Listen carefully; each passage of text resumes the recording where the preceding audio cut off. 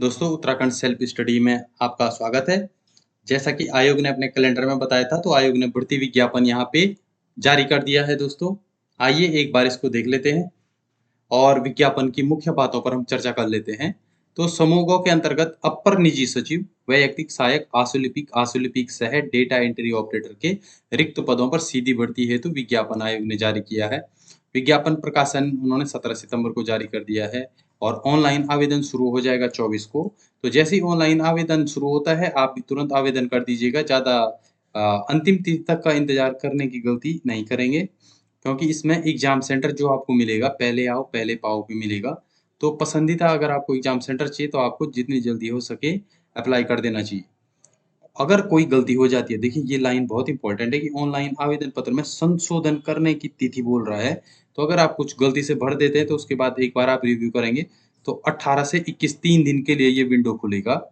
14 को क्लोज होगा और 18 से 21 आप 3 दिन के भीतर जो भी आपको करेक्शन करना है आप कर सकते हैं। लिखित परीक्षा की अंतिम तिथि 8 दिसंबर बोल रहा है, तो काफी जल्दी आयोग एग्जाम कराने की तैयारी कर रहा है।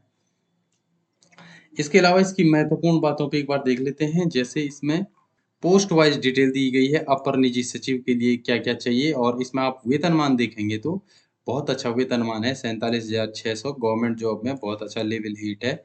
21 से 42 साल तक एज है, और जैसे इस पोस्ट के लिए स्नातक मांगा गया है। लेकिन इसमें आपको ध्यान देना पड़ेगा, इसमें आपको आशुलिपि यानी कि स्टेनोग्राफी मांगी गई है, 80 शब्द प्रति मिनट की स्टेनोग्राफी मांगी गई है। साथ ही साथ आपको टाइपिंग भी मांगी गई है। तो इस पोस्ट में ये है रहता ही है दोस्तों। अगर आप उत्तराखंड की तैयारी पहले से कर रहे हैं तो आपको ये चीज पता होनी चाहिए। अब ये वैयक्तिक सहायक की जैसे पोस्ट है, तो इसमें आप देखेंगे यहाँ पे इंटरमीडिएट मांगा गया है, यानी 12वीं मांगी गई है। लेकिन यहाँ पे टाइपिंग मांगी गई है और स्टेनोग्राफी भी मांगी गई है। वेतनमान ठीक ठाक है दोस्तों, लेवल 6 है और 35,400 सैलरी है लगभग। इसी तरीके से हर पद में दिया गया है। जैसे इसमें जैसे 15 पद हैं, किसी में इसके लिए जैसे 2 पद हैं, और उस हिसाब से आपको यहाँ पे अहर्ता दी गई है किसमें क्या है। तो ये सारी डिटेल आप लोग देख लीजिए। एक और इम्पोर्टेंट पॉइंट है 9 नंबर पे, आवेदन हेतु पात्रता। तो ये आपको देखना पड़ेगा कौन कौन इनमें से होनी बहुत जरूरी है। निम्नलिखित अनिवार्य वांछनीय अर्हताओं में से एक होनी आवश्यक है। जैसे अभ्यर्थी का उत्तराखंड राज्य में स्थित किसी सेवायोजन कार्यालय में आवेदन पत्र प्राप्ति की अंतिम तिथि तक पंजीकरण हुआ हो, ये आप जरूर करवा लीजिए। और अभ्यर्थी उत्तराखंड का मूल निवास, स्थायी निवास प्रमाण पत्र इसका होना चाहिए। और उत्तराखंड लोक सेवा आयोग की परिधि के बाहर समूह गो की सीधी भर्तियों के लिए वही अभ्यर्थी पात्र होगा जिसकी हाई स्कूल और इंटरमीडिएट उत्तराखंड स्थित मान्यता प्राप्त संस्थानों से हुई हो। तो ये फैक्टर आप तैयारी करने से पहले ये चीजें कंफर्म कर दीजिए।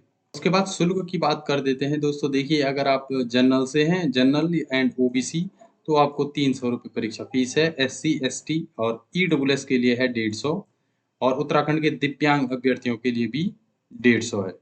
और इम्पोर्टेंट चीज सिलेबस पे एक बार देख लेते हैं। सिलेबस में देखिए हिंदी 20 नंबर की है। सिलेबस वही है दोस्तों जो पहले से चला आ रहा है, कोई खास परिवर्तन नहीं है। और 40 नंबर की आपकी मानसिक योग्यता और GS उत्तराखंड में जैसे आपको पता ही है पैटर्न, 30 नंबर की GS और 10 नंबर की रीजनिंग वो पूछ रहा है, और 40 नंबर के उत्तराखंड। इस तरीके से पूरे 100 नंबर का सिलेबस हो गया। तो सिलेबस वही है दोस्तों, रेगुलर सिलेबस है।